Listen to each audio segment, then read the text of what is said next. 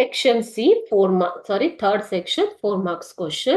Answer the following in 8 to 10 sentences. 2ರಿಂದ 10 ವಾಕ್ಯದಲ್ಲಿ ಉತ್ತರಿಸಬೇಕು.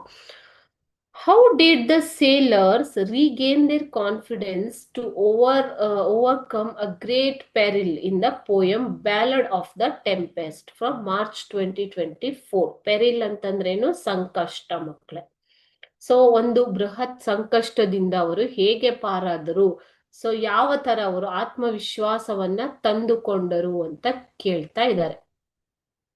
ಅಥವಾ or in the poem ballad of the tempest the poet highlights faith and hope. ಈ ಒಂದು ಪದ್ಯದಲ್ಲಿ poet ಅವರು ನಂಬಿಕೆ ಮತ್ತು ಭರವಸೆಯನ್ನ ಪ್ರಾಮುಖ್ಯತೆ ಕೊಟ್ಟಿದ್ದಾರೆ. ಹೇಗೆ? Same as the previous question, isn't it? From September 2020 question paper. Still we'll see the answer now. Okay. It was a dark, stormy night in the winter. A ship was out at sea. Huge waves hit against the ship while the sea was roaring hungrily. ಏನ್ ಹೇಳ್ತಾರೆ ಇಲ್ಲಿ ನೋಡಿ? It was a dark, stormy night. ಬಿರುಗಾಳಿಯಿಂದ ಕೂಡಿದ ಚಳಿಗಾಲದ ಒಂದು ಕತ್ತಲೆಯ ರಾತ್ರಿ ಆಗಿತ್ತು.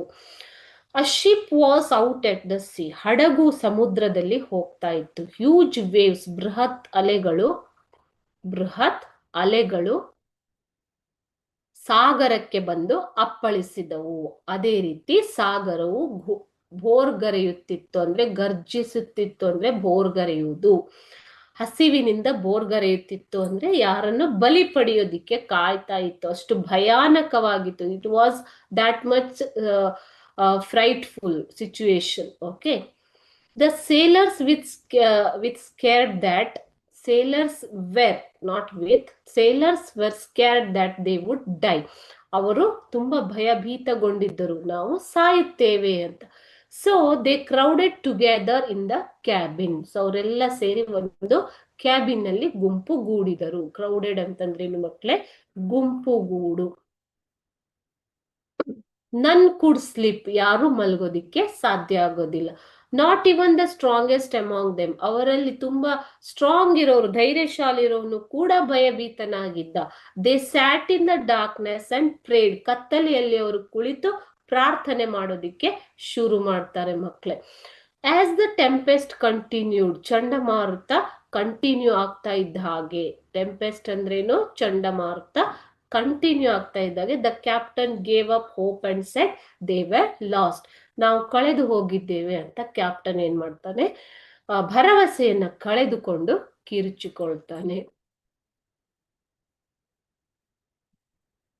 At that point, the captain's little daughter held his hand innocently and spoke to her father, saying that the same God who protected them on land would protect them at the ocean.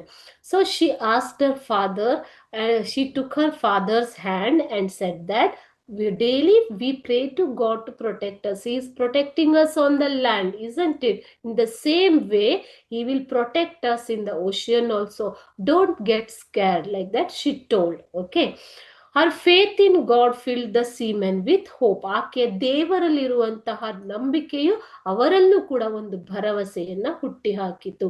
The seamen kissed her for being so hopeful. ತುಂಬಾ ಖುಷಿಯಾಗಿ ಆಕೆಯನ್ನ ಮುತ್ತಿಟ್ಟರು. All of them relax, ಅವರು ತುಂಬಾ relax ಆಗ್ಬಿಟ್ಟು and they started cheering each other spirit, ಒಬ್ರಿಗೊಬ್ರು ಖುಷಿಯನ್ನ ಹಂಚಿಕೊಂಡರು. By next morning the storm cleared and they reach the harbour safely. So next morning ಬೆಳಗಾಗುತ್ತಾ ಇದ್ದಾಗೆ ಚಂಡಮಾರುತವೆಲ್ಲ ಹೊರಟು ಹೋಗಿ ಕ್ಲಿಯರ್ ಆಗಿ ಅವರು ಹಾರ್ಬರ್ ಅನ್ನ, ಅಂದ್ರೆ ನಿಲ್ದಾಣವನ್ನ, ಹಾರ್ಬರ್ ಅಂದ್ರೆ ಏನು ಮಕ್ಕಳೇ? ಹಡಗಿನ ನಿಲ್ದಾಣ. ಓಕೆ. ನಿಲ್ದಾಣವನ್ನ ಸೇಫ್ ಆಗಿ ತಲುಪಿದರು, ಸುರಕ್ಷಿತವಾಗಿ ತಲುಪಿದರು ಅನ್ನೋದು.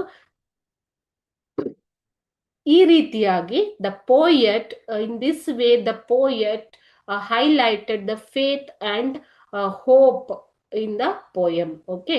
ಈ ರೀತಿ ಪೋಯಟ್ ಅವರು, ಕವಿಗಳು ಈ ಒಂದು ಪದ್ಯದಲ್ಲಿ, ಬ್ಯಾಲಡ್ ಆಫ್ ದ ಟೆಂಪೆಸ್ಟ್ ಅನ್ನೋ ಪದ್ಯದಲ್ಲಿ ನಂಬಿಕೆ ಮತ್ತು ಭರವಸೆಗಳ ಪ್ರಾಮುಖ್ಯತೆಯನ್ನ ತಿಳಿಸಿ ಕೊಟ್ಟಿದ್ದಾರೆ.